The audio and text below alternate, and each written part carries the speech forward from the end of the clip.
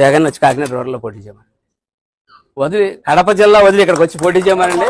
ఆ కొడుకుని పంచాయతీ రమ్మనండి ఇక్కడికి, ఈ జిల్లాలోకి వచ్చి ఇక్కడ పోటీ చేయమనండి. ఆయన పోటీ చేయమంటే ఆడు పోటీ చేసిన రోజు ఆ దమ్ము ఆడుకుంటే పెద్ద పుడింగ్ అనుకుంటావా నా పాతిక.